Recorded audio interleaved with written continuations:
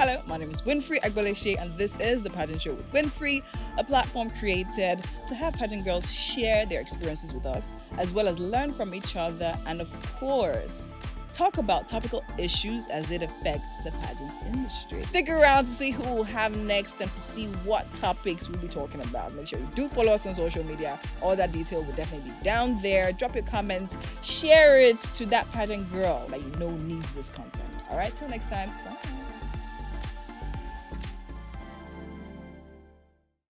Now, self-esteem is the ability to accept yourself for who you are while striving to be better and do better.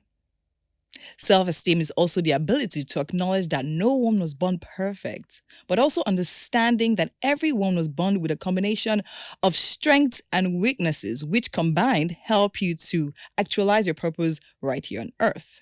Now, while some might strongly advocate that pageant participation helps you boost your self-esteem, majority of others are on the other side of the spectrum and they believe that the pageant participation hampers on your self-esteem greatly. Hello, my name is Winfrey Agboleshe, and this is the Pageant Show with Winfrey, a platform created for beauty queens to share their experiences as well as address some of the topical issues that arise in the pageant industry. Today, I'll be talking about the pageant culture and self-esteem. And doing justice to that topic with me today, I have a last born like myself. She definitely was born into a family of 8 mostly artistic children, which actually helped her discover her gifts in arts, acting, dancing, and writing, and began to explore her gifts earlier in life in church. Now, she definitely won several awards locally for her contribution and talent in her local theater, and has gone on to win the Miss Aimba International Pageant 2016, Face of Abia State 2018, and of course, she was the second runner-up, the Nigerian Queen 2019, and her most recent title, which I'll keep on locks till the end of this introduction. She definitely is passionate about the girl child and empowering her using education, formal or informal, and helping her realize the sky is just a starting point. This actually brought her to birth an initiative called the Ada Goes to School Initiative, a platform responsible for awarding scholarships to 100 children in her community. She is an entrepreneur and presently a student of the Nigerian Open University. My pageant star guest today is none other than very amiable and prestigious title holder, and the one who bears the title, the most beautiful girl in Nigeria 2022. She is Ada Joy Agwu Eme.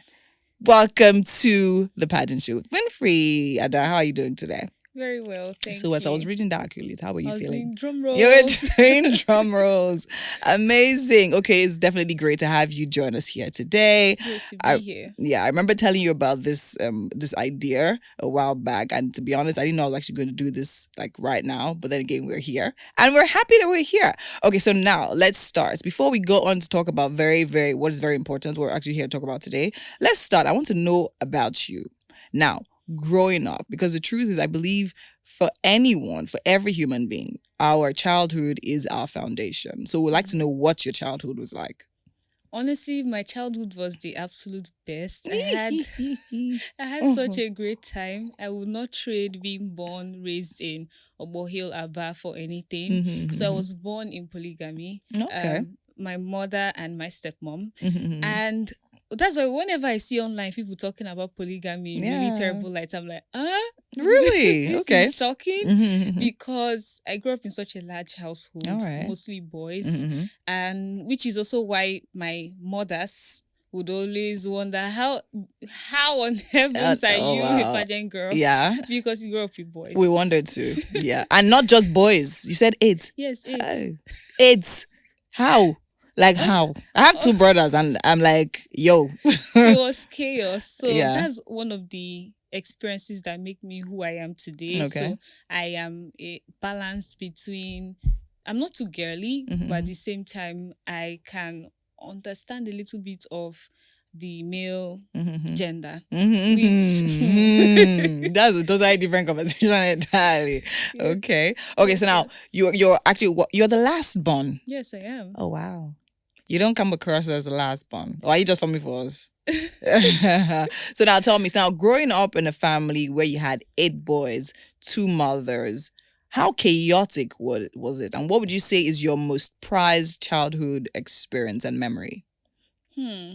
I think every single day was a movie. You wake up in my family not knowing what to expect. You don't know who has ruined your comb or it's been, and because I'm saying it's because it's a continuous thing. Yeah. Every year during Christmas, the chaos begins and continues. Amazing. Oh, nice. It's been amazing because I not only learned from my mom, who was a NEPA staff. She's retired now, but also my stepmother, who's an entrepreneur like I am. Oh, nice. So I get 2 sides of the spectrum. So I've always been equipped from this family, this household, to experience different people. So I've experienced different types of crazies, from the very quiet to the very wild. So you actually have your siblings being quiet on one end, and then really like some of them being okay. I think so. You're actually calm, right? Yes, you have you have a sister. Yes, I have. Is she as calm as you? She's the class clown. She's wow. She's like no, she's not calm. Amazing. She's really hilarious. Yeah, she's really hilarious. There's so many personalities in my family, and that helps me with people management. Oh, nice. Because of course, if you have this one that does not listen to anybody, and then me that is calm. Yeah. So you have to create the balance somehow. So now hearing from you about polygamy and literally how you actually see the positive side of that. Jackie spoke about your shock when you hear people. So what do you think causes it, right? Well, I'll start from your end now. Being in a polygamous family and having both mothers be like nurturing you at the same time, having love from both. Do you understand? I mean, 2 is obviously always better than 1. Do you get? And then hearing about all this. So what would you say causes your peace? And what do you say causes the disasters of others? I think it's all rooted at who the father is. Because both my mothers don't talk to each other. Okay. But my father was able to create the balance of you're going to love everybody. Whether you talk to them or not, you have to love her children, and he has to love your children. So it's mostly about the father and how he was able to effect the love, and how he was not just a father but also a leader. Amazing. He was able to get the 2 parties, the 2 children to bond. And So who would you say you're more like, your mom or your dad? I'm a mixture of both. Okay. That's why I can be calm, but at the same time, I can stand up for myself. Okay. Because my father is he likes to fight. He's a fighter. He's a fighter. Okay. Okay. And your mom is calm? Yeah, she is calm. Oh, nice. Okay, that's great. So now tell me, what was the first introduction for you into the pageant industry? Let me say from childhood. Did you have any of that? Because everybody says, oh yeah, when I was 5, they always called me Agbani Darego. So I just knew I was going to Johnson. So was that 8 boys? Were your parents thinking in that direction? What was your family reaction like when you actually said you wanted to go into pageantry? And when did you first get initiated into it? So my father sat everybody down and gave us what he said. I'll be a doctor. This will be an engineer. Wow, he said, okay. I'm going to have that a was shop. Your dad. Your dad was that guy. So, but the thing is, the story of how this all started. I was playing downstairs. I was really young. I think I was in primary school. And I wanted to drink water because, like I said, I grew up in the neighborhood was large. Everybody in my neighborhood was polygamous. 4 wives, 5, 2. Nobody had. Nobody had one. No. So do you think you actually step into that? No, I will not. You have had enough of that. She didn't say I won't. She said I will not. Wow. Interesting. I think I've had enough of that. That's okay. Yeah, so there are a lot of children to play with. Okay. So I went up to drink water because I was exhausted. And I turned on TV and there was a repeat broadcast of Agbani Darego winning. Agbani Darego. Yes, Agbani.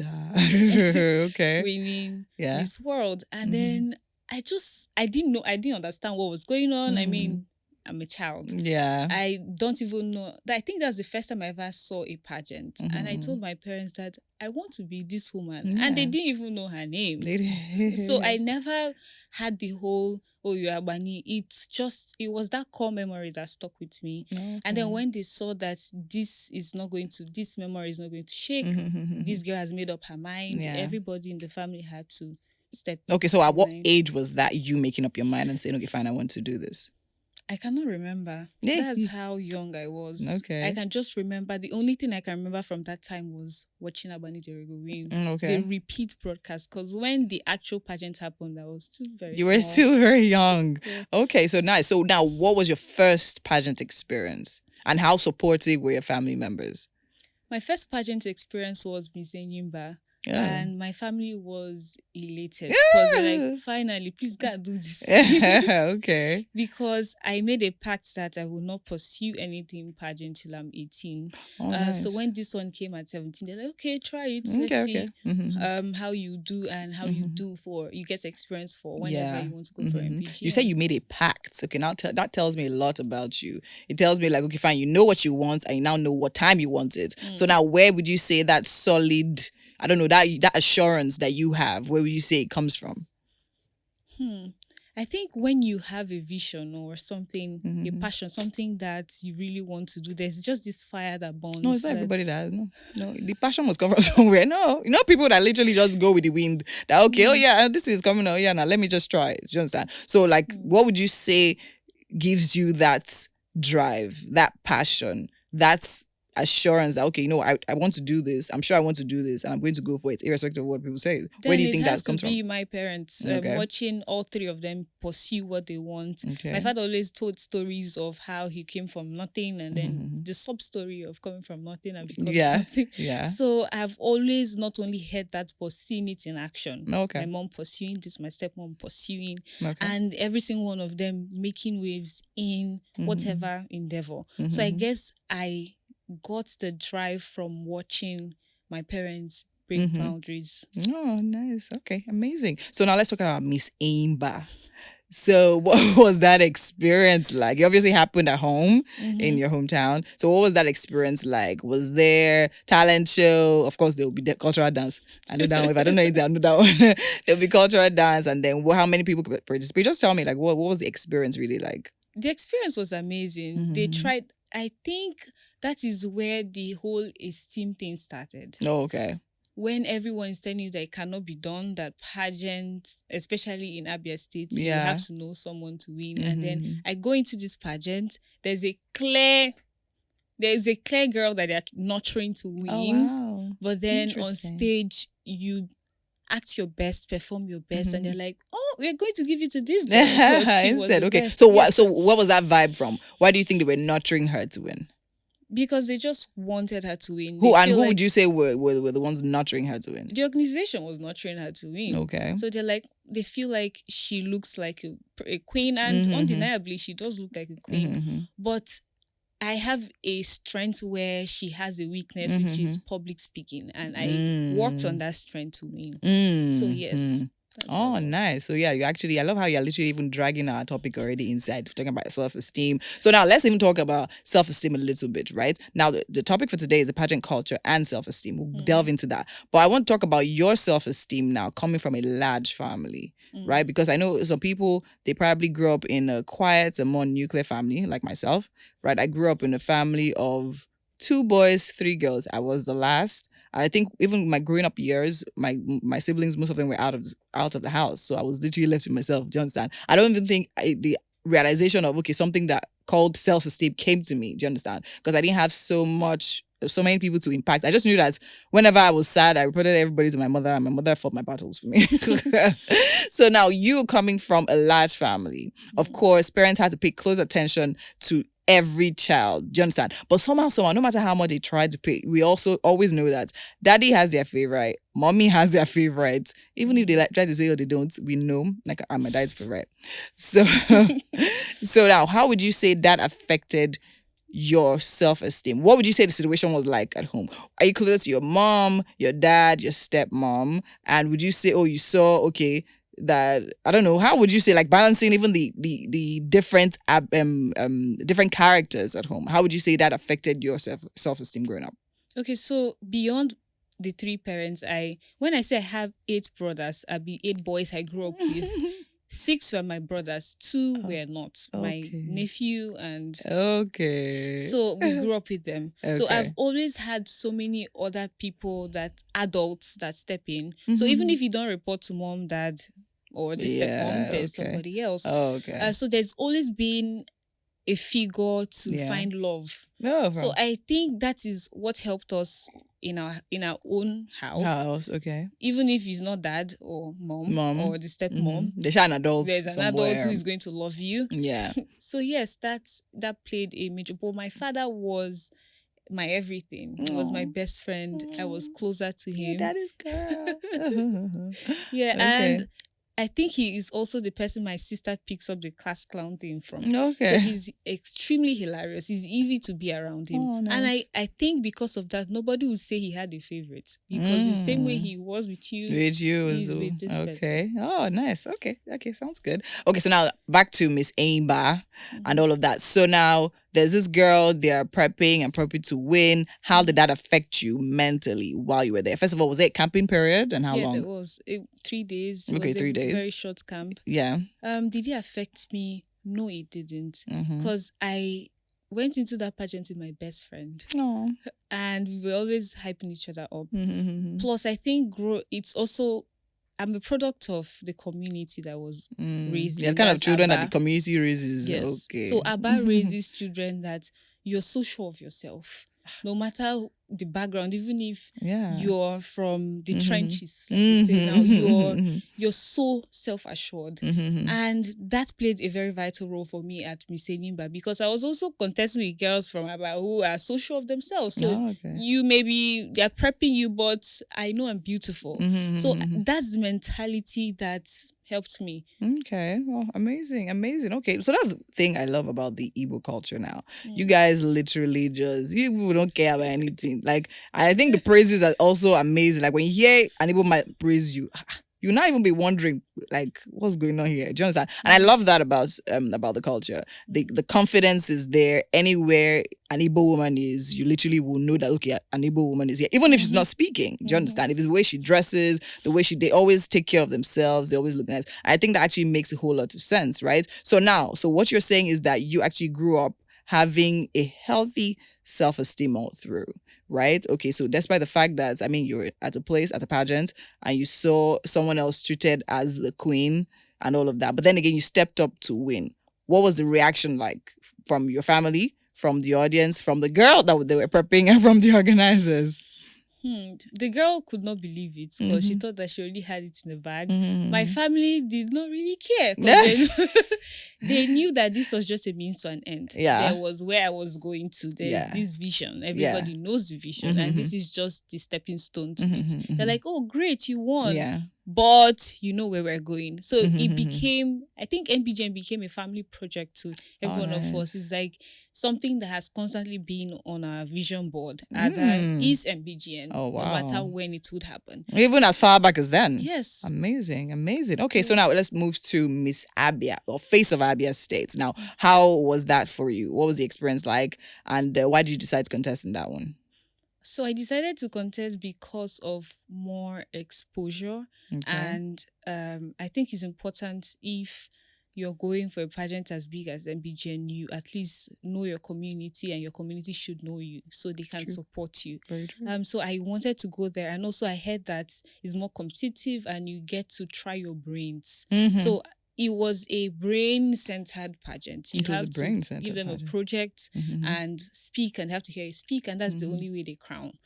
Through whatever happens in your brain. So I knew, okay, I have to test my limits, and that is why I entered the pageant. And that is the only pageant where I did not feel so self-assured. Oh, really? Yeah. Amazing. Now, let's zoom in on that. Zoom. Okay, so now why your self-esteem was shaking? Why would you say so? Now I've mingled with other people from other communities, other tribes, and I realized that as much as I feel like I'm great, they also they have had more opportunities. Yes. They've also been exposed to more materials than I have. Now I have not left Abia State at that time. Okay. So now I'm contesting with people who are coming from all walks of life. So that was the only time I felt like I may not be exposed enough to how would I act, how am I going to react when I meet people that have more access to information than I have. Okay. Oh, amazing. Okay, so it was like, okay. So you actually went in there. I'm sure initially you were confident that, okay, I got this. Then you now hear people open their mouths and you're like, wait. I don't think I really got this. Okay, so now how did that affect you during the pageant? So I know, I'm asking this question because I know, right? As a pageant girl, you step into the pageant, right? Is that two things happen to you? You go in there, you see the girls. Is it that you're literally scared and you literally just shell up and like go back into your shell, or you literally are like, you know what?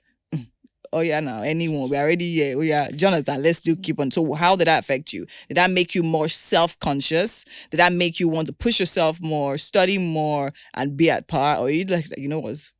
Anyway, now let's just be going. What was your attitude to that? So it made me train harder. Okay. Because I know that, frankly, and I think it's important to know that some people can be better than you. I think the problem sometimes we have as individuals is thinking that nobody can be better than you. Yeah. So the moment I assessed my enemies, my contenders, I knew, okay, I have to work on this. So it made me train twice as hard. And it made me do it scared, because I was scared the entire process. Even till the crowning, I was terrified. Yeah. But I think I needed that moment of coming out of my high horse. Yeah. In order to... Very true. Yes, I needed that reality check to know that... Because I mean, our face of being Barbie, me saying, but please, what can be better than that?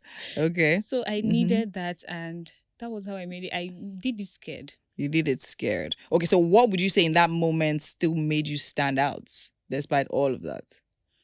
You know, when you're competing against people, and like I said, you realize having that conversation with yourself, these people are better than me, so I have to work. So it showed that I was working harder than everybody. You know, this pop culture quotes that the devil works, but Kris Jenner works harder. So that was me. I was working twice as hard, and they could see it, that this person is working so much to get this. Yeah. So that made me stand out. This is a determination of yours, man. I'm like, at what age? Like, please. At that age, I don't think I was. What was I doing? I can't remember. But anyway, so now that leads us to... So right after then, not right after, but like after then, we did TNQ, right? The Nigerian Queen. No, we did MBGN. And MBGN said, nope. So no, wait. When you say you did, what do you mean? Auditions? Yes, auditions. Okay, so you went for the... So now, how many times did you audition for MBGN? 4 times. Oh. 4 times. Is this including this year or including this year? 4 times. So you went the first year. What year was that? 2017. How old were you then? I cannot remember. Wait, how old was I in 2017? I think 18 or 19. 4 years. Okay. So you went 2017. You went for audition. Where did you audition? Port Harcourt. Port Harcourt, and you got I got through to Lagos, and I came to Lagos. Got through to Lagos. Okay. And then I saw human beings. Yeah. And they said no. And they said, out of the human beings here, you are not one of the human beings we want this year. Okay. And how did that make you feel? I was crushed, because I thought, if you have a vision and if you've had an agreement with God, because this was now beyond me being driven by what I can see, but what I've heard, because I'm a very religious person from God. Okay. And I'm like, how can God bring me here, tell me this is what I'm supposed to do, and then I don't get it? All right. But after the hot came the, you have to try somebody else. You have to try TNQ. Okay. That's when I tried TNQ to get the feeling of a national pageant. Because prior to then, I was just doing my local pageants. Okay. So prior to then, you hadn't come into Lagos. You hadn't left. You hadn't left home at all. You were I haven't. Abia. Wow, amazing. So then you came. Oh no, it's okay. Then you came. Then you came. Participated. TNQ was in Port Harcourt then, yes, right? It was. Okay. And so, what was that experience for you like? It was great. I met a lot of... I think with TNQ, I had the approach of go learn, make friends. So I went into the pageants, made friends. I had 4 roommates, amazing people. They're still close to me till now. So I went there to form a sisterhood and to learn. I just went there as a learning process. And I did learn. I learned... the not conventional things about pageants, and then I learned about the business of pageant because that was so important. I think that's helping me till now, because I learned about the behind the scenes and what goes on with the organizers. Yes. Okay, so how did you learn that? Were they teaching you? Was it a school? So after after you win, then you're talking to the organizers. They're preparing for the next pageant. So you knew yes, you followed the procedure and all. So you were second runner-up then. Yes, so what would you say the other two, the winner and the first runner-up, had above you? Because now, I mean, coming from a girl that's literally won 2 pageants back to back, so how did that make you feel? How did you shake your confidence? And what do you think they had?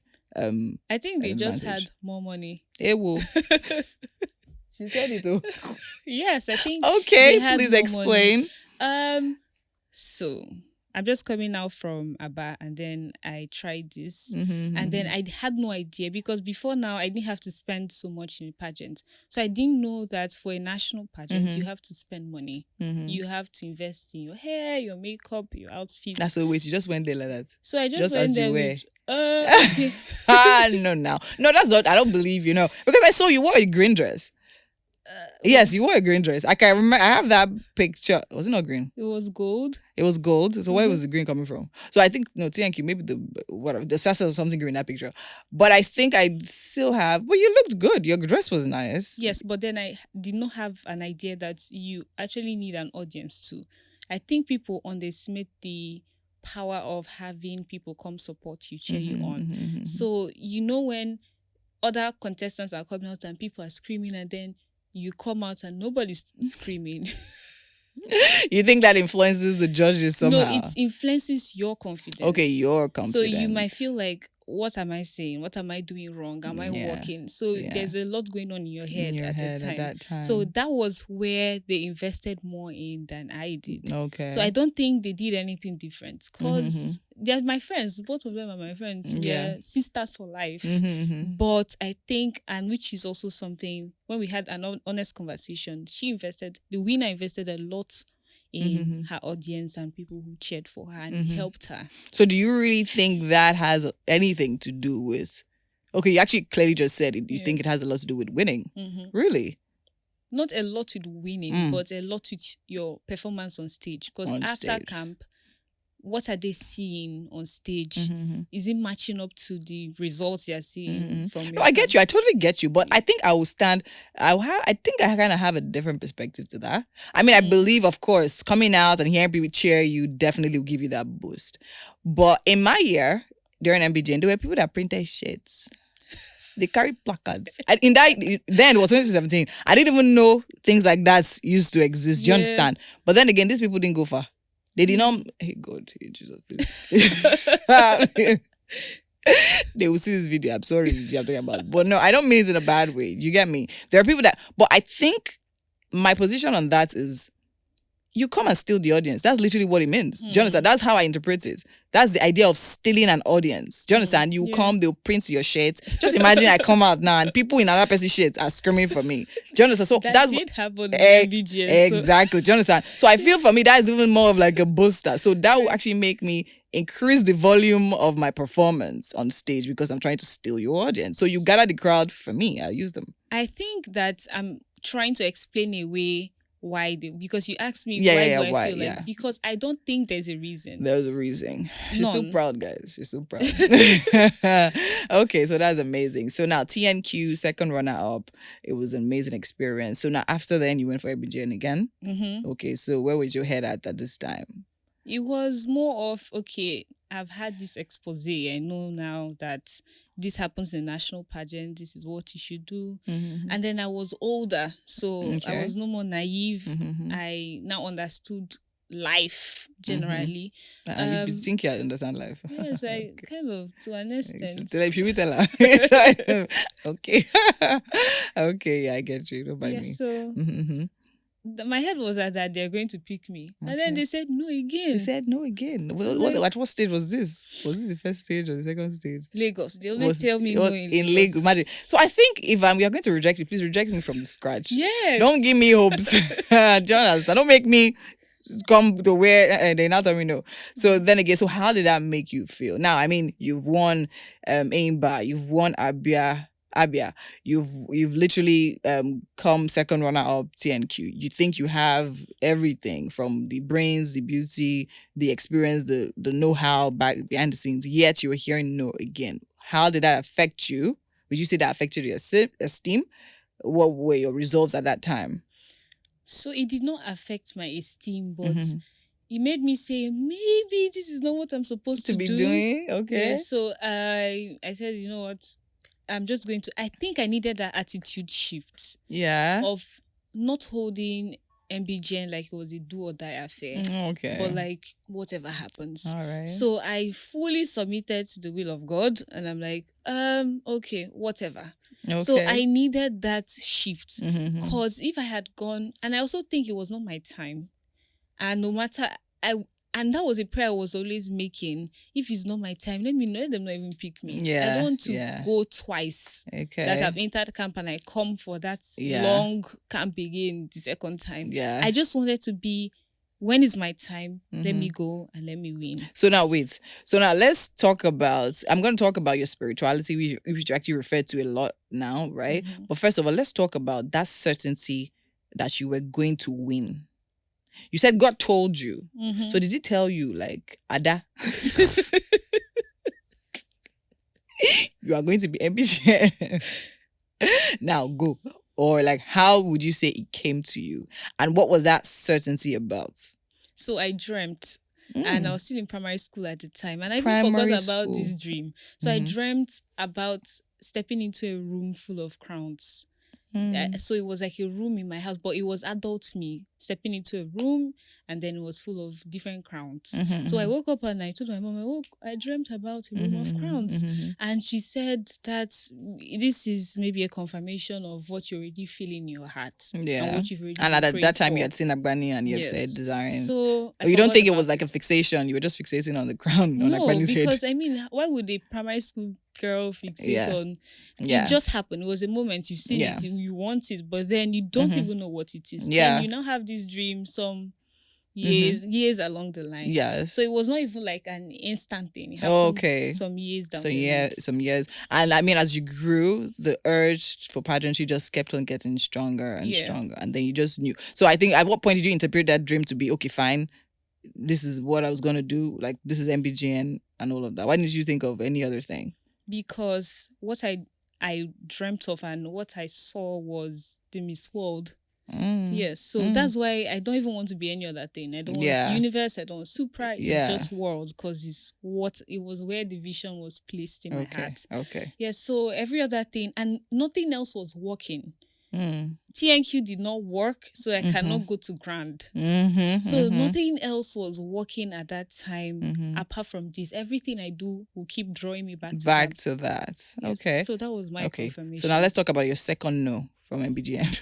Sorry, your third no from MBGN. So now after you got to the point, you're like, God, see, whatever you want to do this and all of that. I'm going in a third time. Where was your mind? Was whatever happens, not good. I don't think it was you in that dream. It was like, oh, so now explain that to me. What was the experience like? So I was crushed, and I didn't want to be friends with God anymore. Oh, really? Okay, you got to that point. Yes. I was because you felt he lied to me. I don't know. No. I'm like, man, you're not my friend. Goodbye. Okay. Yeah, so that was how it felt. But thank God for my coach, which is why I'm going to drag me there across. I think we're a package deal now. Yeah. Whenever I get married, I'm like, dear husband, this is the extra. Marry one, get one free. He said, wow, interesting. Okay. Yeah, so he told me that you're just going to have to take the loss, and then you're going to see it as not the time. Okay. So it does not make sense, but you're going to be happy. So that was when? The third time. During auditions, or after auditions rather? That was now when they introduced the virtual screening. Okay, so you didn't make the... So I didn't make the cut for physical. Okay, so you had started talking with Midday before then? Yes. Okay, and then he was like, you're going to take it. So he was like, oh, you're going to try again. And then you said, okay, yes, I'm going to try again. Okay, and then you planned for this year? Yes, we planned for last year. For last year rather. Okay. And along the line, I was like, I don't even want it anymore. Yeah. So I lost interest, but on the last day, I was honestly not going to buy the form. I'm like, goodbye, MBGN. But my mom said, please pick this form, because if you don't, you're going to keep talking about it and you're going to regret it. Yeah. So I just picked the form, did the the video, and that was it. Yeah. So, I mean, this time you're actually even going in for the competition, not necessarily ready, right? And probably have okay, not caring, just like, okay, I'll pick this form and then okay. So when you got selected, tell me the phases of emotions you felt. I was like, finally, okay. And my brother said, now you're no longer ugly. Yeah, so now, wow. Yeah, so that was it. Emotion. So finally, so you start preparing for MBGN and all of that. So now, what was that experience like? I'm all about the experiences. I've said experience like 500 times, and I'm going to keep on saying it. So now, preparing for MBGN after having been rejected 3 times, and then you're finally here. Did you go full throttle? Or were you just like, you know what, if finally at this point I'm here now, God, maybe it's the time finally. So I'm just going to let cautions to the wind. So I said the first time I'm ever going into this pageant with whatever, I got it. So I'm going to do whatever my way through to the end. Yeah. So I had the approach of, you should leave me alone. You should. Wow, okay. And things were just aligning. Oh, wow. I entered camp with leave me alone. Yeah. I'm going to put in my best, but really, I just want to eat, make friends. Yes, I just want to eat and make friends. Because I've been hearing about the food. Everybody was talking about the food. Right. My predecessor, and I saw interviews of former contestants talking about food. I'm like, okay. There is food. This is my reason. This is my reason. And you went in there for the food, and she came out with the crown. Wow. I just imagine how people that actually went in there for the crown feel right now. And they came out with the food. Maybe some extra flabs. But no. That's not good there. Okay, so now I think at this point I'm gonna go into the topic. My producer, leave me alone. I'm gonna go into the topic for today. I mean, we've spoken about it here and there, we've touched it, but now being rejected. I mean, in fact, you started your pageant career very strongly, if you ask me. As you said, you actually worked like a politician. I mean, win them from home. Exactly, from grassroots. And then go into like the main stuff, right? And then you literally did that. But then again, coming into the main stuff, it was difficult to break through. You went the first time, second time, third time. And if you ask me, I would say nothing crushes self-esteem like the word no. Right? And you heard this 3 resounding times. Now you are at the MBGN camp and you see girls with, you know how they prepare for this. I don't envy you guys in this year, because the preparation now, oh my Lord, it's insane. So now you're entering there after they still didn't know, no matter what you think, they've finally accepted you, but like there's a resounding no from 3 years. Then now you see the girls coming in with their 15 boxes, with their bone straights, do you understand, 500 inches and all that. So now how does this affect your self-esteem? Don't tell me it doesn't, because I know it does. How does this affect your self-esteem? Can I just say that for me, I've gotten to that point. I mean, when you've taken so many no's, and then whatever strength you find to try again after a no means that you're already building the esteem beyond. It's like a bulletproof now. Okay. So the no's come as bullets, and you now have a bulletproof vest. You've built up a wall because not just no's from MBGN, but I was now trying runway modeling and GT Fashion Week, Lagos, and you get so many very rude no's. Yeah, very rude. Lagos extremely rude no's from runway organizers. Yes. So I really built up a wall of accepting no's, not like you're I'm not good enough, but I don't fit into what you want for that year. Yeah. So I did enter, like I said, I think going in with whatever helps, because you're not in a competition with anybody. You're in a competition, but you're going to give your best, and you're not contending or fighting or And also, I think at the time I muted pageant blogs. Oh, nice. Yeah, so that also helped me to not shake my confidence. Okay. Because I feel like when you keep seeing their hot pics. Hot pics. That is our hot topic. Hot pics. But we are not there yet, but we're getting there. We're inching there closer, right? So now we're talking about, I mean, one of the most prestigious pageants in Nigeria, right? The MBGN. You're there in camp, we're seeing all these girls, and you're saying, okay, fine, that didn't shake you, which makes a whole lot of sense. But then again, I'll say there are 2 reactions. There's 2 things that I think with everything, there are always 2 things that can happen. You can go in there and be crushed, or rather, say the no's and like okay, I mean, see the beautiful girls there and be like, okay, this is why they kept on telling me no, and now I'm here. Do you understand? How do I expect? Do you understand? And that can literally weigh you down. But I mean, I love the attitude with which you said you saw it, and all of that. So now, the day of the pageant, were you still in the era of whatever? Were you still in the era of whatever? Through the period on stage and then the question and answer and all of that. How was it when you were breaking through from top 15 to top 5 to top 3 to finally calling your name? What was that experience like? I think the whatever left my body immediately we got to. He left your body immediately you got to stage. He said, what is happening here? You find okay. So the desire, passion of goodbye. Goodbye. You're going you don't to want have whatever to do this again. alone. All right. So yeah, the whatever just went off. It disappeared, dissolved from my body once I saw that stage, and then I realized that okay, this is actually happening. This is what I've wanted, and this is time. So I think at that point, you can also see that every other person is nervous.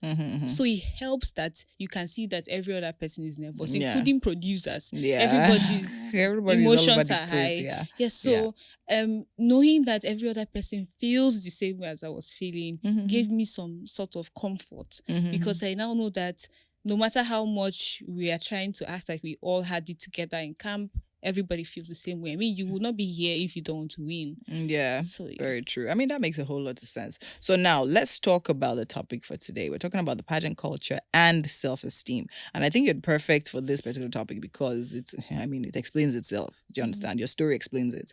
And now, would you say that, I mean, as I did my premise actually speak about how a lot of people would say, I mean, participating in pageantry literally builds your self-esteem, while others will say no, it crushes it. Now, the people that are saying it builds it, right, which is the side on which I stand, because I believe that nothing has actually made me train as hard as pageantry has. Do you understand? You also admitted to that fact because, I mean, you spoke about how you went to a pageant where there were people with brains all over the place and you literally decided you had to work like 10 times harder to get that. And that automatically builds you. It develops you. Do you understand? Even if you're talking about how, okay, you need to read more, study more, just know more about things. Now, I know my first pageant that opens my eyes to people. Just I told you about how nuclear my family was. And then growing up, because of the space in between myself and my immediate, like I mostly grew up alone with my parents. So I was probably mostly in my room. And so right till now, I think I'm still very, very secluded and all that.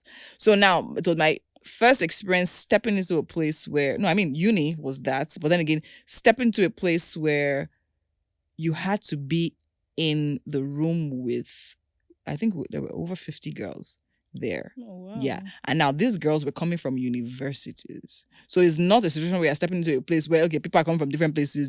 So like everybody was sharp. Like when they spoke correct. And then I also would say, as much as yes, I grew up in from different places, Ibadan, Lagos, Kaduna, all that. I wasn't so exposed because my house was a no going out house. You're in the house, you're going anywhere, people are following you. So do you understand? So I mean, I'm stepping in and I'm like, okay. So there are people coming from different places, different parts of the countries. They have, they know about the pageant industry, people that had the experience. So by the time we're sitting down, even sharing, I'm like, what am I doing here? Do you understand? This is not for everybody and all of that. So now, something that the pageant industry is known for is the superfluity, right? And which makes me understand why people would think, okay, it actually destroys self-esteem because everyone is striving to be perfect now, right? Physically perfect. It looks more like that to people outside. That okay, everybody wants their hair laid, their lashes on flick, their makeup. So now, how for you would you say you strike the balance, getting people to understand that? See, it's the whole package. Do you understand? You can be brainy. You should be brainy. You should look good, and then you trying to be a better person doesn't necessarily mean you have a damaged self-esteem. Or what? I don't know. What has your mind been through the years of like pageants, like pageantry, back and forth? Okay, so through the years of, like I've told you, had the periods of being self-assured and then of not feeling like I'm my best self and then being my best self again. I think that anyone that wants to do pageant should first off build their confidence because it's getting harder. Now we have social media and there's the whole expectation from people, the audience, that your social media equals who you are and equals your pocket and equals what is going on in your real life. Yeah. So if you enter pageants now with the way the climate of pageant is now, without being self-aware first, you're going to be who they want you to be. So you're going to be like a chameleon who can fit into what the audience expectation of you should be, and then you lose yourself. Okay. So beyond just, and you may even be confident but still lose yourself because now you're trying to fit into whatever it is that they're saying you should be. Okay. Because even now I get posts on social media, be this, do this. So even till now that the crown still sits in your head, people are still telling you what to do and how to do it. Amazing. Okay, we're gonna quick break right now and we'll be back shortly.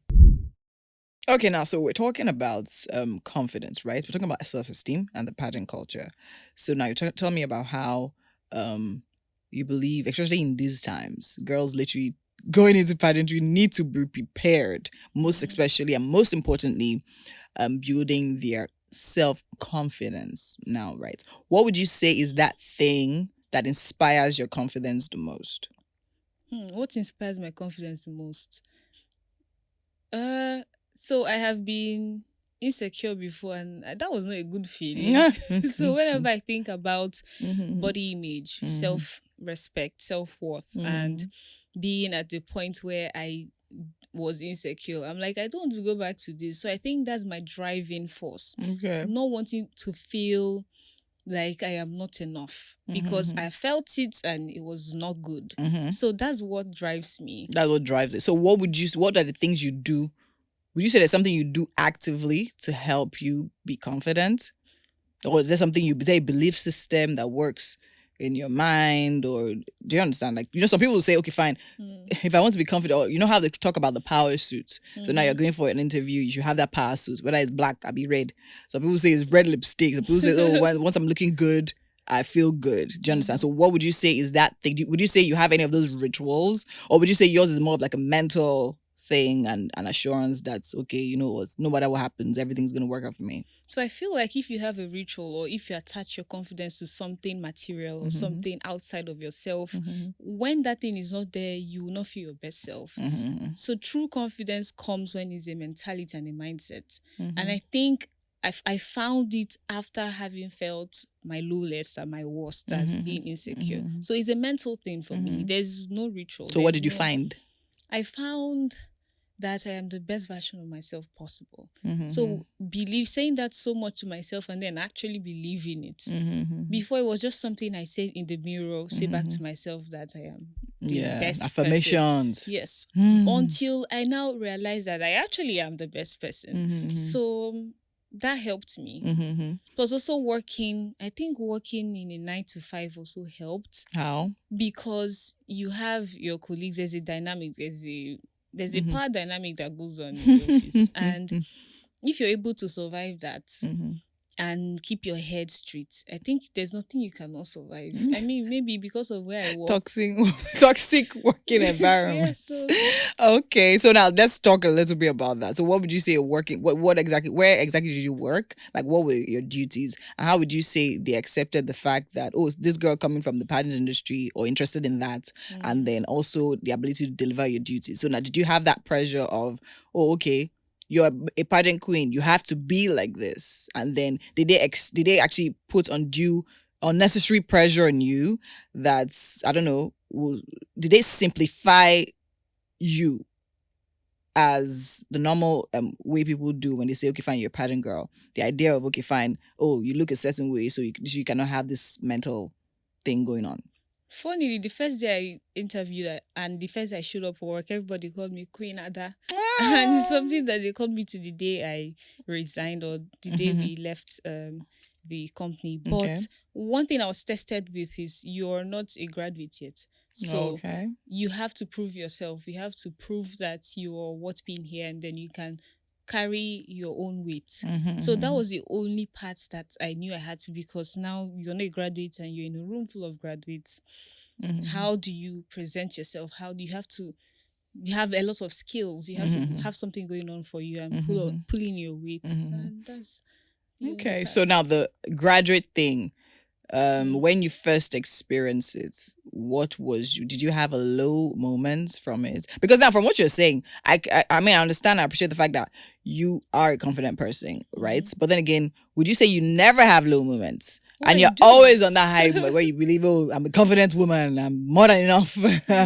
So tell me about those. That is what we want to know. Tell me about those low times. So I do have those low times. Yeah. I would be lying if I said I don't have low times. I have low times, and I have times where, for me, I call it having a conversation with myself, going back into my shell. Maybe when I don't do something as good as the next person, or generally when someone says something that appears to be that they're looking down on me. I do have those low moments. And then how do I even cope? I think knowing that this is a phase, because there's no smoke without fire. There's a way Igbo people say that it sounds even better. Please say it. Say it for us. Thanks. All for the culture. No, I'm terrible. Yeah, we will manage it. We will manage it like that. But anyhow, I think what I'm trying to do. That's how she didn't say it. She thinks I ran away because they'll drag me. Please. My village blog follows me. But wait, you grew up in Aba. How many years? You don't speak Igbo well? I speak Abriba Igbo. Oh, Abriba Igbo. I don't speak Central Igbo. Oh, yeah, speak Abriba Igbo for us now. What do you want to hear? That's one you were trying to say. Hey. Awkward. Please. Yeah. I don't know how they say it. You don't know how they say it? Okay, fine. Okay, so now let's go in. Since you actually spoke already about before they drag you. Okay, let's going to troll. Let's talk about trolls now. Okay. So now the pageant industry obviously has a lot of eyes on it. I think what attracts the eyes is the fact that they know, beautiful, stunning ladies are going to be mounting a certain stage and doing their best to actually come out wearing that crown. So, of course, they say where women are gathered. There are a lot of eyes there. So now, this now takes us to the culture of pageant blogging, pageant fans, pageant trolls, and things like that. So how would you say this dynamic of the new social media era has affected you in your reign or outside your reign, or have you trolled people before and things like that? I've been itching for this conversation. Okay. I think the only time I ever not troll but call out people is if you're talking about Nicki Minaj. I don't play with her. You don't play? Okay. But I think that's the only part where I ever get frustrated when I come online and then there's something else somebody has to say. And I'm like, please, can you people let me breathe? Yeah. And it's just that time when being MBGN becomes a burden. When you feel like, I did not sign up for this. Why the scrutiny? Yeah. I think that, which is why I don't believe now that you can get self-confidence from being a pageant girl. No, you have to have that confidence outside it. Because if you don't, they are going to crush you. And I think during my set, there's this girl. Yes, during my set, there's this girl that came for auditions and they said no, they're looking for skinnier girls because she's a little on the big side. And then she came online, she talked about feeling terrible, like she has never had a problem of body image, and this is the first time someone has ever said she's plus size. While we can understand that there are some physical requirements for pageants that affected her. So even with really confident women, they enter and then they're crushed. Now imagine someone who is looking for confidence in pageantry. So pageant fans and pageant blogs, I protect my peace by sometimes muting them. I have times when I'm like, okay, tap out. Normally, if I were not MBGN, I would just go out of Instagram. But because I am MBGN and this Instagram page has to keep running, I find my peace by muting them. Sometimes you have to mute the noise. It doesn't make you less or weak. You just have to sometimes protect your peace. Which is actually very important because I don't think people understand that much. And some people feel that their reaction to all of that is even doing more on that space and then coming out to do more. So now let's talk about topics. right? So now this usually happens, in case you don't know what hot picks is actually happens when girls are on camp. So now pageant season starts. We start seeing contestants for several pageants, local, national, international. And then just from the images that surface on the internet, people literally start doing, oh, my top 5 is, my top, this one is that. So now, to be very honest, I think I understand things from both sides. Because the truth is, whether or not, as a producer, what I'm used to hearing or what I'm used to seeing or what I was taught is, whatever content you're creating, as long as it has noise, that's what you want. Whether it's good noise or bad noise. Do you understand? And you know the story of how there's no bad publicity. So I'm totally of the opinion that anything great must have fans and must have foes. Do you understand? And yes, people do judge things from what they see. So now, what would you say? What do you have to say about the idea of like hot picks? Do you think it's necessary? Do you see any good in it? Or are you just like, you guys? I want to look straight at the camera and please do that. Your hot picks don't work. Can you stop? She said they don't work. Oh wow. But for real. Yeah. I love pageant blogs. Pageant blogs are the reason, especially pageant blogs that talk about African girls in pageantry. You be amazing because the global pageant blogs don't really, there's some bit of racism, hint of racism when it comes to global pageant blogs and not spotlighting African girls. So when our beautiful African pageant blogs portray us in a good light, it's amazing. Yeah. But the hot pick culture should please go. Maybe come from the angle of, oh, this person is doing well, or these are the list of people that from social media we think are strong. But you saying, this is your winner, this one, first runner up, second runner up. Predictions. Your predictions. Please let it go, because it never even works. At the end of the day, the girl that you did not expect wins. Yeah. And what you have done is that you've already created. Okay, now let me bring it to Miss World, because I followed Miss World 2021 so much when Caroline became Miss World. A lot of buzz was going on to Côte d'Ivoire that she would win. When Poland won, because pageant blogs have already created somebody that was their winner, they created a hostile environment. Exactly. It was difficult for them to accept her. Because they won't accept her. Because so when I see now that the pageant blogs are saying the most beautiful Miss World, and that's the thing about, I think for me, that is just the heights.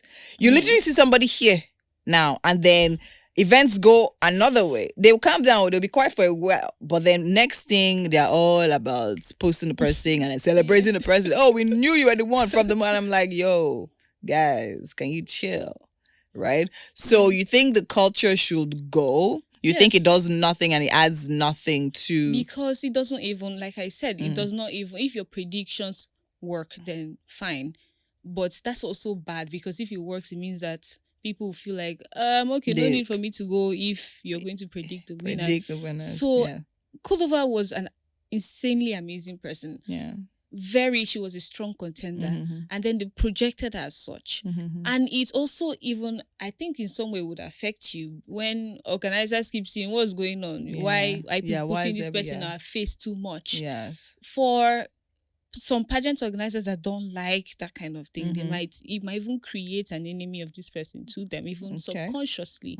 So it's not even helping in any way. You're creating an enemy of who eventually becomes the queen. You're creating a hostile environment. It's not working. So maybe let them fine-tune it in the angle that does not appear, because I've seen a pageant blog say, this is my prediction, but in no way does it affect anything. Camp, or that is better. Yes. Okay, so now I have this question from this angle. So earlier you were talking about how you believe that people that at least you get money or like use money to like get or like put enough or invest a lot into their audience that comes into the hall to actually cheer them on, it affects their contestants' self-esteem positively. Now, can you in any way see a relation to hot picks? So now it's like fans or people out, because I actually hear that pageant girls actually go and start blogs before they actually go into the house. No, I've heard. So I don't know whether it's a thing, whether they do once, or just somebody just accidentally happened to own a blog, then went for pageants. Do you understand? So there are things like that. So would you in any way see it? So it's just like having physical fans, right? And then doing the whole blog thing also. Some people also pay blogs to actually carry this thing about them. Yeah. So do you see a link somehow? Can you say, okay, fine, in a way it actually is making sense? Okay, I can see from the angle of maybe somehow it also gives them fans, so that whether or not they win, at least they've built a brand. Yes, and kind themselves. Of boost their image. I can see from that and angle. Their confidence, yes. But my problem is not with portraying anybody. It's fine to say this person is like I said, your prediction, but I think it's in the approach, the way you talk about it, the way. So I've seen a blog say that this is the undeniable win every other person is playing. I'm like, oh wow, like why so aggressive? Exactly. For me, it doesn't affect him, but I see what he did to some people in camp. I see how, and that's why it's different from when you get people to come cheer you on the final day. You know that it's in no way affecting anybody else, because it's just your grand finale. But you don't know, Sha. It might be affecting people, you just don't know. Yeah, so when they call Miss Abia, yeah, they not call Miss Play 2. I was Play 2, and then you don't. Where are the Play 2 people? I think that's the beautiful thing about MBGN audience. They may come for you, but if they see somebody, they'll scream. I think that's the beautiful thing about any audience, and that's what I said. I like to tell people the idea is to steal the audience. So use your money, gather the crowd for me.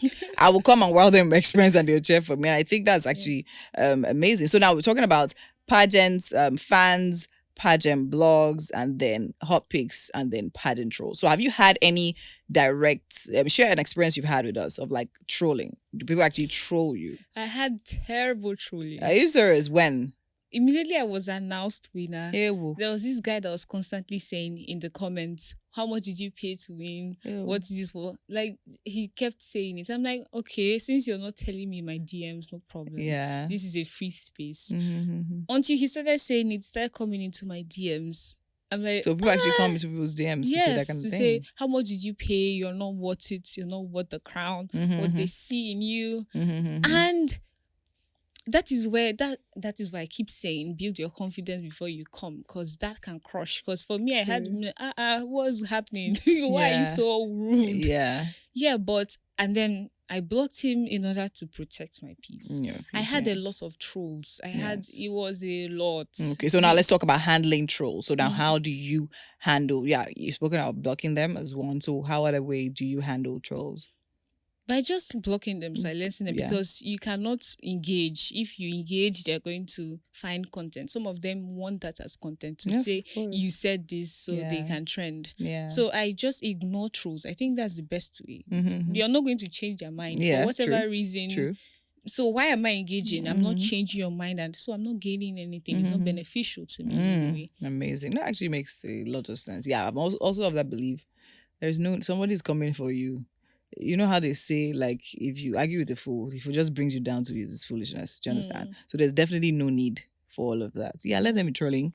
Let them. It doesn't change. The crown is still on you. Every time they're not going to say, we're going to, because of this person, we're going to organize another pageant and recrown. Do you understand? So, I mean, it's actually a total waste of time paying that any attention. So amazing. So now let's talk about the positive side. Even if we've actually started with the positive side, let's talk about positive fandom. Have you actually experienced that as well? And is it as aggressive as, I don't think it can ever be, but what we have to say about positive fans and people that bring the right energy?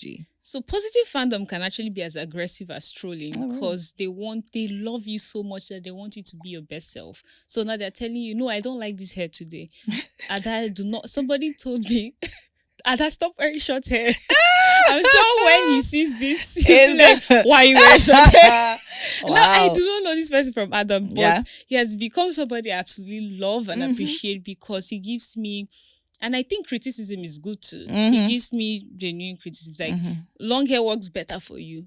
So every time I come out with short hair, he's like, nope, take that out. So it can be as aggressive as trolling. It's just being able to balance it. I've just told him, I've had the conversation, I love you, thank you, but you have to pedal down. You have to soft pedal. So you actually go about responding to your fans? Yes, I do. Oh, nice. You find the time. How? Whenever I can. So how do you know what fan to respond to? So whenever I open it and then I read, and I think I open it, it depends on the content of the message. Some people just say hello, how am I going to respond to that? Yeah. I don't know. Okay, hello, then what? But then when the person comes with things like this, whenever I can, I respond. So as long as I open the message and I see the message, I respond. So let's talk about the moments you want. Because Ada was in tears.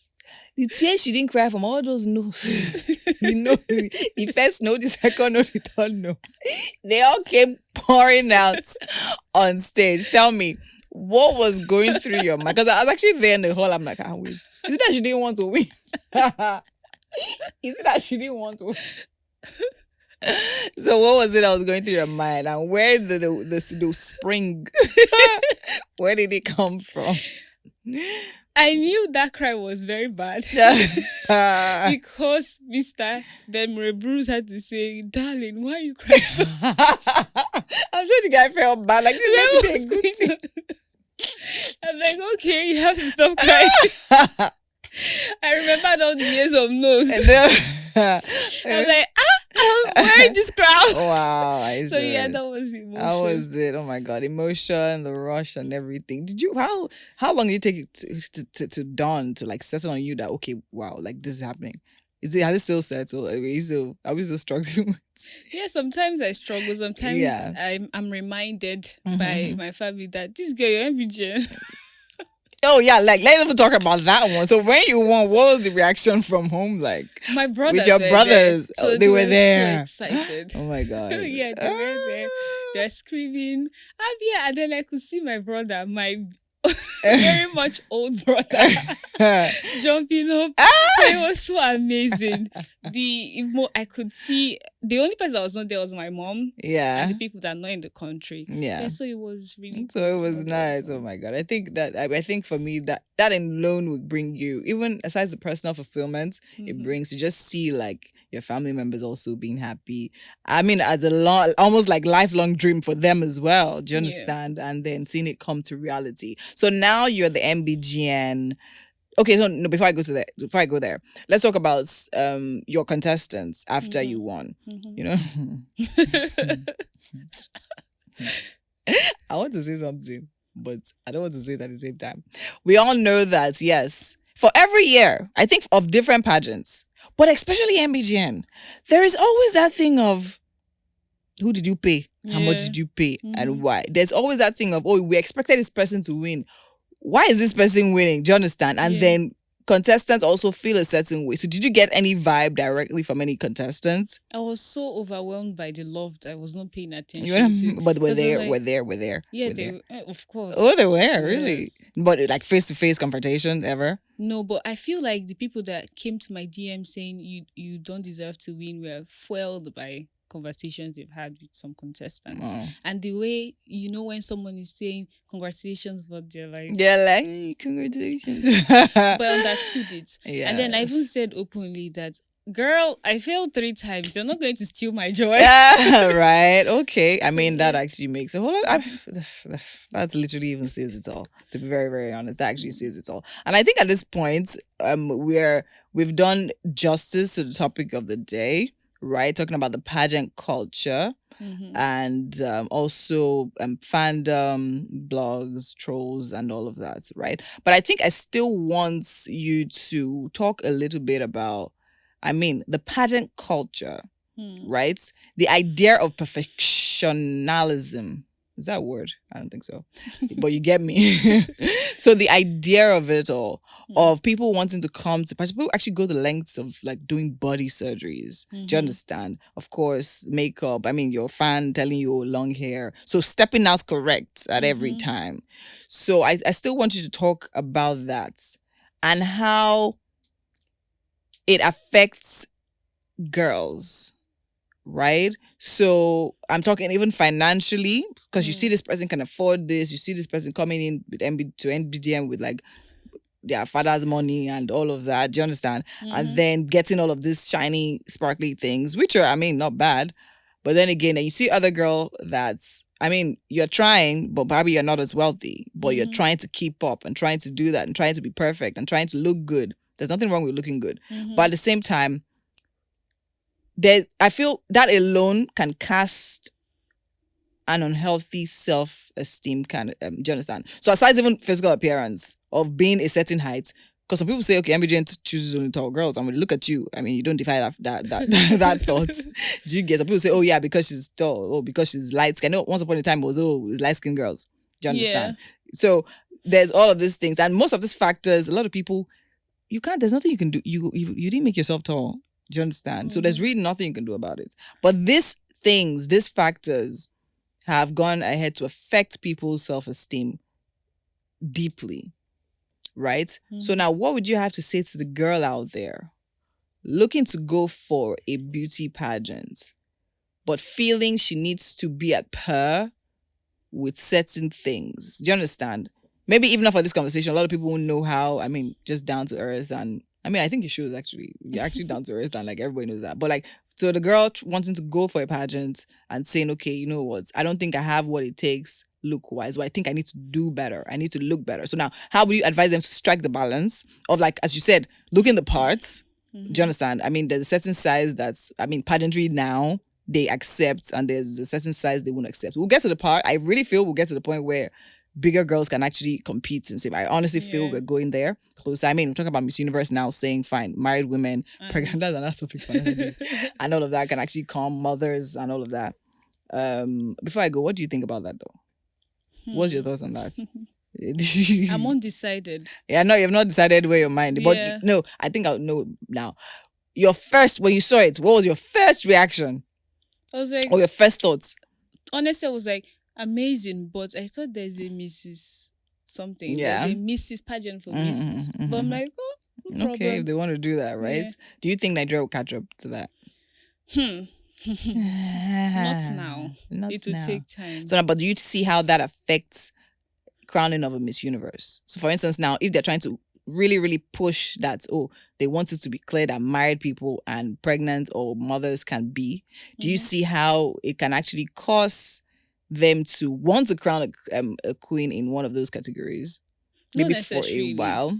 I don't think so. You don't think so? Because when they started including hijabi models like with Miss World, they didn't crown the Somalian person. I think these people even have to work twice as hard to win, because now there's already the whole, your mother, your wife, and then prove to us why we should yes crown you. Okay, amazing. I'd like to ask more questions, but no, that's not our topic for today. So let's move on. So back to that. So now I want you to tell girls out there, explain to them how, from your point of view, how the pageant industry is not there to first objectify you and cast a low self-esteem on you, right?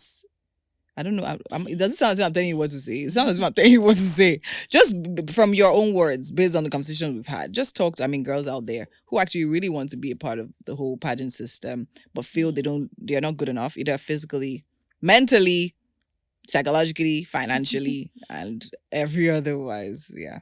So the first thing I'll say is a lot of people are lying. So I think it's important that people realize that a lot of contestants lie. Can you put volume?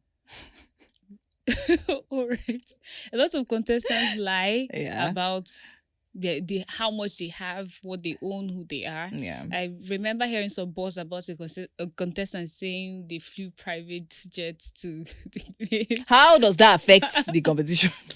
So point is, the moment you realize that a lot of people are lying, that will put you at ease to know that everybody's just trying, even the ones that are from wealthy homes that are coming. Some also have baggage. Maybe the family is not very supportive, or maybe the family is supportive, but there's just something. Everybody fighting their individual battles. Yeah. So anybody coming to the pageant is as nervous as you are, no matter how much they try to. Even me that came into whatever, I still had the point of being nervous and feeling like, okay, this. And believe me, whatever plus nervousness, now is a disaster. Because I think I had a similar experience. My first official pageant was Miss Universe in Nigeria. And I didn't go with whatever. I went with, okay, people say I should come out and contest. So yeah, I'm here now. Because they literally bought a form for me. Like I wasn't even, I went there, I think I speak about this a lot. I didn't have a dress. I didn't know what I was going to wear till the day before. And I wasn't even bothered. And it's weird because even on camp, people literally thought I was proud. They thought that was where it was coming from. The fact that, okay, I feel I have everything sorted out and all of that. Because I was very reclusive. And then I did, interact with a few people and all of that, but I'm not all over there, all over the place. But that was it. But they believe that, okay, because that literally cast a different type of confidence. I'm like, you don't even know what's going on in my head. Yeah. So when it dawned on me that, okay, we are in this competition, the same thing on stage. So when I got on stage, I was a nervous wreck. I literally remember there was one of my friends, really close friends. She was my roommates at a point. And then during camp, she was so confident. She was a sharp, bright girl, like bright, like you can't tell her nothing. Very confident, very beautiful talk. She speaks sharply. That's another thing. I also have a fear for speech in large places. I'm doing better now. Thank Lord. And all of that. So I was always like, and then I told you, girls coming from schools, you hear they give us a lot. Because University of Nigeria was a really, really brainy pageant as well. They'll give you projects, you're doing tasks all day and things like that. So I'm like, all these people. So there are people that came with the brains, people that came with the shakara, people that came with different things. But what did I come with? I just came with myself and God. Do you understand? But then again, so on day of the pageants, time to go on stage. So no, first of all, there was a drive. There was a bus drive that will never leave my mind. We drove from the hotel to the event venue. And then during that drive, everywhere was quiet. You could hear a pin drop. So even all the people that were also, you felt, they had it all together. So that comes back to talking about confidence and your, like, everybody being nervous thing. Everybody was quiet. Like not a word. Do you understand? And I literally remember asking my friend then that everybody is quiet. But she still seems okay. She still seemed like she was... are you not nervous? I know, like, she was like, even me, my heart was beating. I think everybody's nervousness now congealed. And it was just hovering over the bus. Like, it was just like a cloud, like a dark cloud. But she was still okay. She was still, why you? So I remember asking her, is it that you're not feeling what everybody's feeling? What? So like, to be honest, she doesn't know. She doesn't know. I said, okay. My dear, there was a time backstage, I literally saw her frozen. I'm not even joking with you. So the thing about me is that I can be a nervous wreck, but once I get on stage, after that first, and that's why I'm always grateful that they make us dance first. So I feel that dance just kind of just easy, and then I get into full swing. Do you understand? Yeah, I'll still be nervous and all of that, but then the initial nervousness literally goes away. She was literally frozen backstage. She was so the nervousness of the 3 weeks we spent on camp is like everything just descended on her at once. And then you can obviously tell from her performance and all of that, it wasn't so great. So I feel that's also something that everyone should be aware. I think everybody processes things differently. Do you understand? Just like I said at the opening, we all have our strengths and weaknesses. Do you understand? And then we should just learn to appreciate that. Do you get? But everybody there was nervous. When I got on stage, I was nervous. Initially it passed, but then again, the question and answer session, that one, me and question and answer. Oh my Lord, I was hearing my heart beating. That's the only thing I heard after the question. So yeah. So I think, yeah, that's pretty much about it. But now I want to go back a little bit. So you spoke about liking Nicki Minaj. If I say Ada Eme Agwu, I'm not saying that they are related in any way. So what's that connection like? I'm a barb. You're a barb. Ooh. She's a barb. I love Nicki Minaj. Really? I think Nicki is the only person I can see and faint. You can see and faint. Are you serious? The person that introduced me to Nicki Minaj was a guy, my friend from my neighborhood.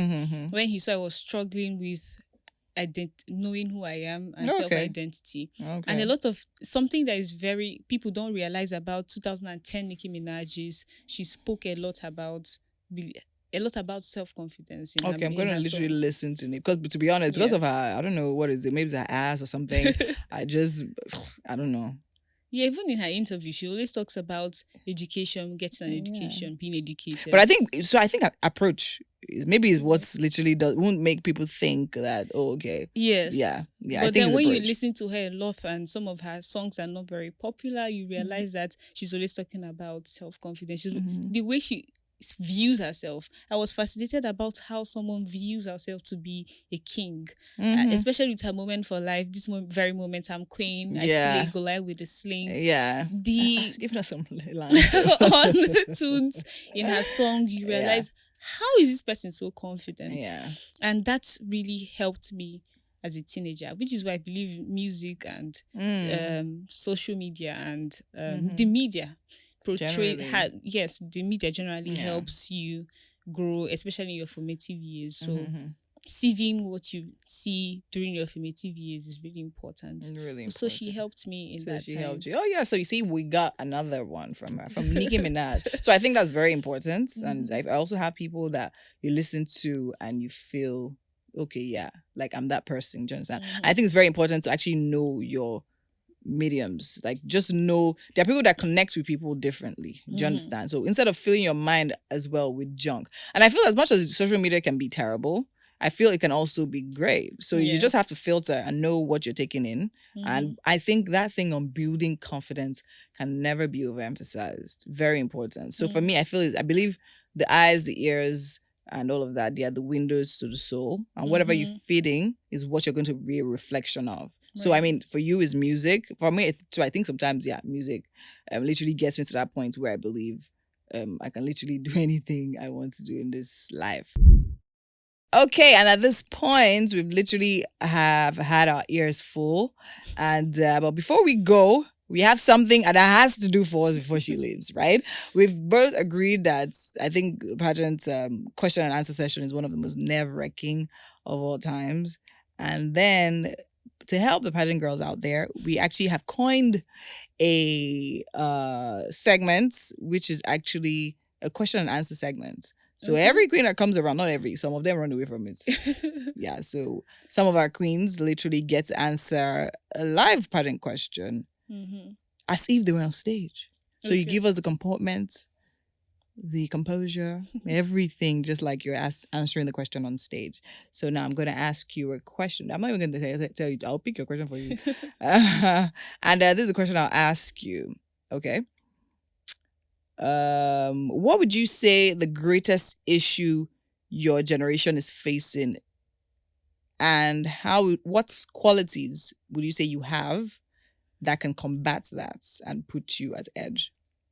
I think the greatest issue that my generation is facing is the lack of inclusion. I mean, we're just stepping into an era where youths are more included in politics, generally in the general affairs of the society. But we've seen, especially in my community in Nigeria, how the political sphere is governed and run by older generation. So it is a very huge problem. And especially because we are portrayed as Gen Z. And that's about it. Gen Z comes with a lot of disrespect and a lot of underestimation. So that is the greatest problem we face, the lack of inclusion. But I'm grateful for people like me and the pageant industry that creates avenues for not just the young people, but women who are also still very bad in the spectrum of inclusion, to be included in community and to have a say and to make an impact through community service. Amazing. Well said and well spoken. So what technique did you use to answer that question, if any? So I just learned to personalize the question.